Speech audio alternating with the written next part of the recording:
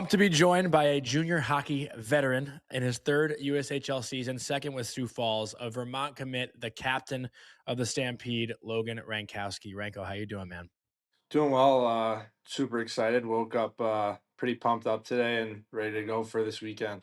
Coming off a huge Game 5 win last night. You scored two big goals. Could have had the hat trick if you just dragged your back leg, but the game went just about as dramatic and as fun as I think you guys could have predicted it going. But the feeling of confidence right now as you guys have punched your ticket to the Clark Cup final, how much is the buzz in the room like at a sky high right now for the Stampede? Yeah, it's awesome. It's obviously the last series against Fargo was a hard fought one. A couple games in overtime there, and a triple overtime game. It's probably the longest game I've ever played. So, but no, it was a really good series. And I think obviously with how we did against them in the regular season, wasn't great. I don't think the record against them in the regular season depicted how we played against them. But to kind of get the job done last night and move on to the finals here. The confidence is at an all time high, and yeah, we're really excited as a group. Well, you guys had a 5 game series against Lincoln right before. What would you say was the biggest difference in playing Fargo in this last 5 game series? I just think obviously it was the conference finals, so everything's a little more heightened, even more than it was in the series against Lincoln. But I just think the mentality of that underdog mentality we've had all year. Obviously, we've been in first place, Yeah, hard to have an underdog mentality when you're pretty in first much all year. pretty much all year. But we talk about all the time, like nothing that we've gotten or earned this year has it's not been given. We've had to work for it, and like I said, the series against Fargo was a tough one, but Mm. yeah, we ended up coming out on top, and it's a great feeling. Talk to me more about this triple overtime game against Fargo. I believe it was game 3. So after the first overtime, like, do you start to feel your body like get hungry, a little bit more tired? Maybe the mind starts to go because I feel like the first overtime, your adrenaline's still pretty high, but after the first overtime, that's when things start to dwindle a bit. So what were you feeling in between the first and second, and then the second and third overtimes? Yeah, like you said, the first overtime, you're still kind of in that 3 period game mode where your adrenaline's still going, your body's still in a good spot, and then once you get to that second and third overtime, you start dealing with cramping. Obviously, you're starting to get dehydrated, and because at the end of the day, like 3 overtimes, it's pretty much a whole nother game in itself in that same night. So.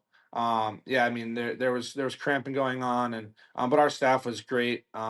Getting us stuff that we needed, whether it was bananas, stuff like that, to kind of keep us in it and feel the best that we could. Obviously, we didn't come out on top with that one, but we felt confident. That we dominated that game, and obviously, won the next night, and that was huge for us to force the game 5 last night.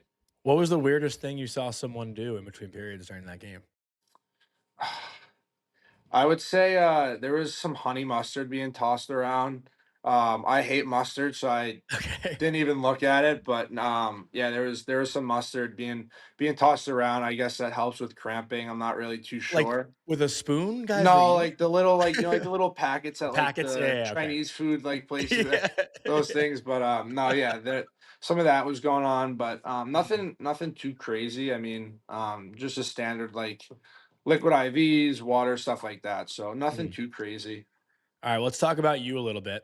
You finished second in the league this year with 43 goals, and you're tied for the league right now in the playoffs with 7. Who taught you how to score?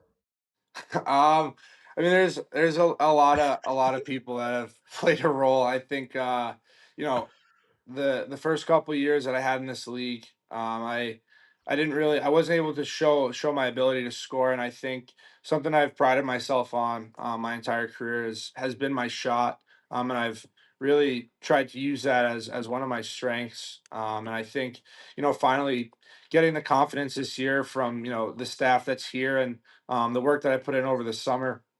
I think it kind of all fell into place, and I think for a goal scorer, once you go on a little bit of a streak, you kind of start to feel it.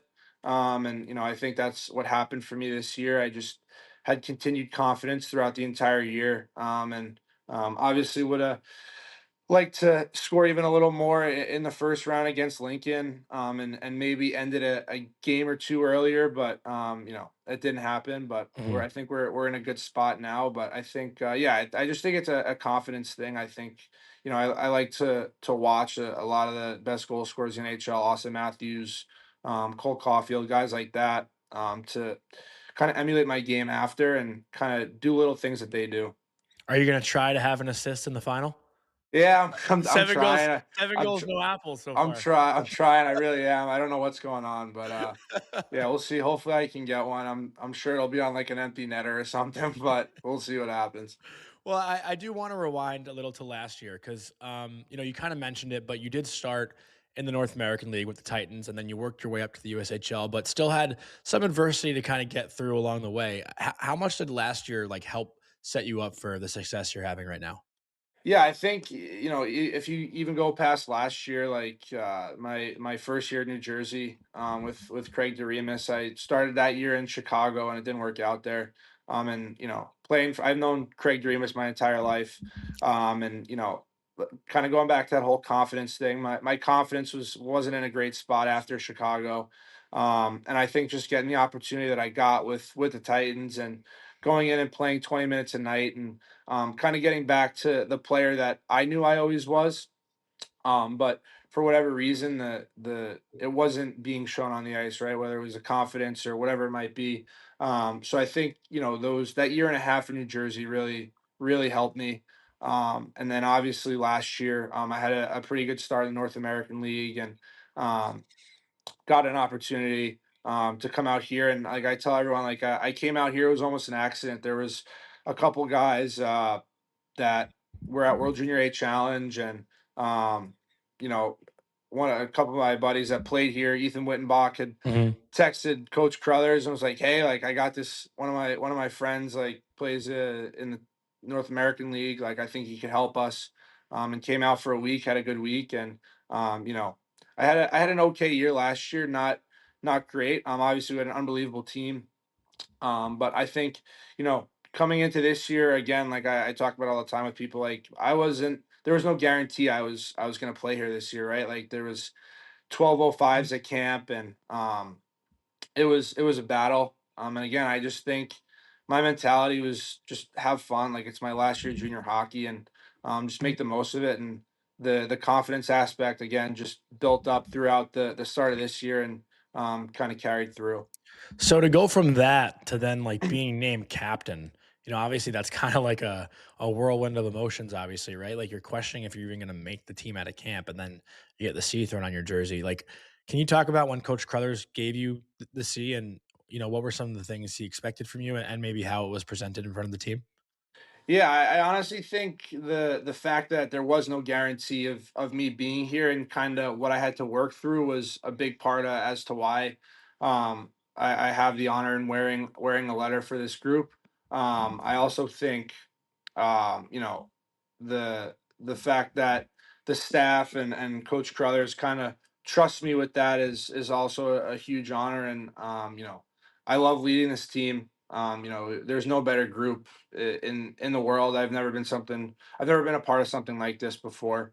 So kind of being able to wear a letter for this team and be a guy that guys lean on, and being leaned on by the coaching staff has been awesome. And at the same time, it adds a little bit of pressure, but like we say here all the time, like pressure's a Mhm. privilege. So being able to have that pressure to lead this team to where we're at now has been awesome. Could you tell from the early goings of the season how good you guys were going to be? Because it's been pretty consistent. I mean, all year long, you guys clicked right away. Yeah, it's funny. Like guys always talk about we played. I'm sure not many people know this. We played Fargo at our practice rink in a preseason game, and we lost to them 9-2.